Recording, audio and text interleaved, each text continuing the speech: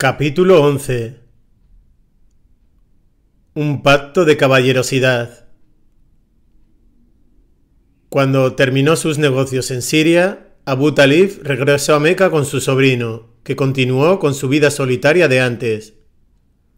Pero sus tíos se ocuparon de que Muhammad, al igual que Abbas y Hamza, recibiese algún adiestramiento en el uso de armas de guerra. Hamza estaba destinado claramente a ser un hombre corpulento, dotado de gran fuerza física. Ya era un buen espadachín y un buen luchador. La estatura y la fuerza de Muhammad no excedían del promedio. Poseía una notable aptitud para el tiro con arco y prometía ser un excelente arquero, como sus grandes antepasados Abraham e Ismael. Un poderoso don para esto residía en la agudeza de su visión. Tenía fama de ser capaz de contar no menos de 12 estrellas de las constelaciones de las Pléyades. En aquellos años, Quraysh no estuvo envuelto en ninguna lucha, salvo un conflicto esporádico intermitente conocido como la Guerra Sacrílega, porque había comenzado en uno de los meses sagrados. Un libertino de la tribu de Kinana había dado muerte a traición a un hombre de Amir, una de las tribus Hawazin de Najd, y se había refugiado en la inexpugnable ciudad fortificada de Jaibar. La secuencia de acontecimientos siguió el patrón común en el desierto.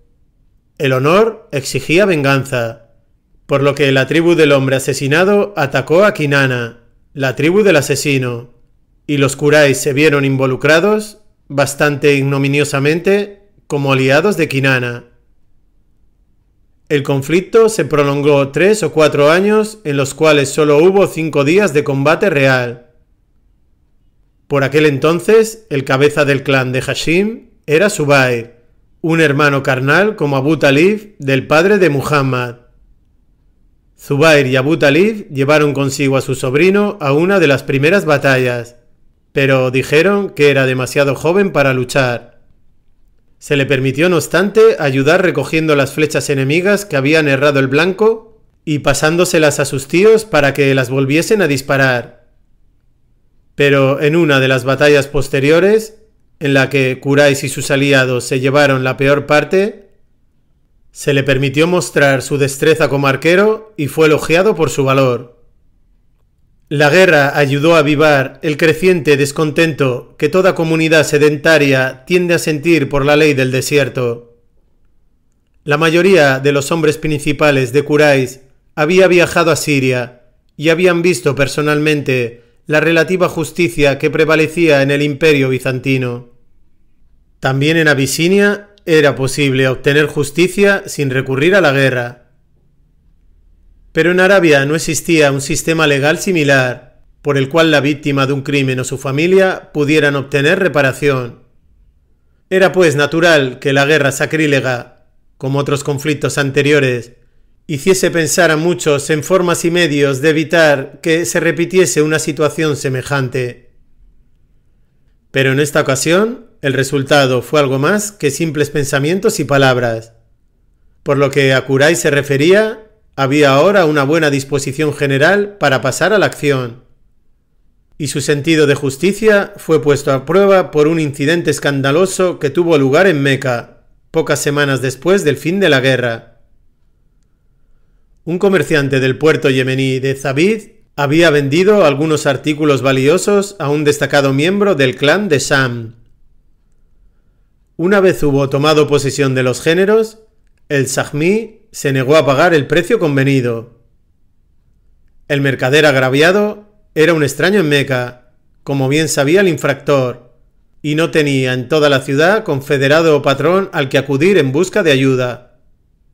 Aún así, no estaba dispuesto a dejarse impresionar por la insolente arrogancia del otro hombre, y poniéndose en pie en la ladera de Abu Qubays, apeló a todo Quraysh, con una elocuencia ruidosa y vehemente, para que se hiciera justicia. Los clanes que no estaban aliados tradicionalmente con Sham respondieron de forma inmediata. Los Quraysh estaban resueltos a mantenerse unidos por encima de todo, sin distinción de clan. Pero dentro de esa unión todavía existía una coincidencia aguda de la brecha que a raíz del legado de Qusay los habían dividido en dos grupos, los perfumados y los confederados. Y Sam pertenecía a los confederados. Uno de los jefes del otro grupo, y también uno de los hombres más ricos de Meca en aquella época, era el jefe de Taim, Abdallah ibn Judam, que ofreció ahora su gran casa como lugar de reunión para todos los amantes de la justicia. De los perfumados solo estuvieron ausentes los clanes de Abu Shams y Naufal. Hasim, Mutalib, Zuhra, Asad y Taim estaban todos bien representados, y se les unió Adi, que había sido de los confederados. Habiendo decidido, después de una acalorada discusión, que era obligado fundar una orden de caballería para el fomento de la justicia y la protección de los débiles, se dirigieron todos juntos a la Kaaba, donde derramaron agua sobre la piedra negra y la recogieron en un recipiente.